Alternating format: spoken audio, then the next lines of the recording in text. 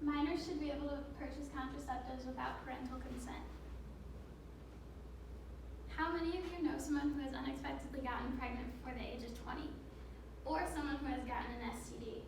Or how about someone with very strict parents who don't believe in giving minors contraceptives? I can think of quite a few people for each question I asked. These are pretty common problems we have all heard of. This topic should be important to you because more than a dozen states have considered repealing or modifying laws that allow minors to contraceptives or other health care and have considered restricting access to confidential care for minors. These type of laws conflict with a minor's constitutional right to privacy. I find this topic to be so important because I am a teenage girl who once had the same issues and concerns with wanting to obtain birth control without my parents' consent. And I know there are so many other girls out there who are going through the troubles I once had. Minors should be allowed to purchase contraceptives without their parents' consent. Minors should be allowed to buy contraceptives without their parents' consent because contraceptives help prevent unwanted pregnancy. A sexually active teen who does not use any contraceptives has a 90% chance of getting pregnant within a year. Many teens say they would switch to condoms or non-prescription forms of birth control if parental consent was needed, but continue to have intercourse. Abortions, birth rates, or both would then rise. The main reason I personally began to use contraceptives was to prevent unwanted pregnancy. 99% of teens said they would stop getting contraceptives if contraceptive services if parental consent was needed, but they would continue to have sex. In a 2012 article written by Catherine Koss and Stanley Henshaw called U.S. Teenage Pregnancies, Births, and Abortions, it was found that 3 in 10 girls, teenage American girls, will get pregnant at least once before the age of 20. That's nearly 750,000 teen pregnancies every year. In the same article, it was also found that parenthood is a leading reason teenage girls drop out of school, and 50% of teen moms never graduate. In a 2019 article written by the CDC, the Center for Disease Control and Prevention, called Unintended Pregnancy, it was found that 75% of teen pregnancies were unintended among teenage girls aged 15 to 19 years old. According to Dr. Joseph Cunningham, he said in an article called Teenage Pregnancy, A Physician's Perspective, written in 2015, that since entering into my OBGYN residency more than 30 years ago, I have seen hundreds of births, with my youngest patient being 11 years old. It is important to discuss pregnancy prevention as well as STD prevention with your child before they are sexually active.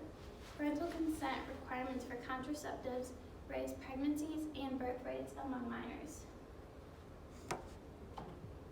Not only should minors be allowed to buy contraceptives without their parents' consent because contraceptives help prevent unwanted pregnancy, but also because minors have trouble when mentioning contraceptives to parents. Many teenagers do not want to talk about their sex life with their parents, and parental consent discourages them from seeking contraceptives. Studies show that preventing teens from getting contraceptives without their parents' consent will not stop them from having sex. It will just drive them away from what they need to protect themselves. In a 2015 article written by Kelly Wallace called Survey Says Teens Skip Birth Control Because They Fear Their Parents' Judgment, she found that in a recent study, 68% of teens said they agreed with the following statement. The primary reason why they don't use birth control or protection is because they're afraid their parents will find out. Nearly 7 out of 10 girls who say they fear about what their parents think or say are pushing them not to protect themselves when and if they have sex. In a different article written in 2020, written by the American Civil Liberties Union, called Preventing Teenagers from Getting Contraceptives Unless They Tell a Parent Puts Teens at Risk, it was found that many teens will not seek contraception if they cannot obtain it confidentially.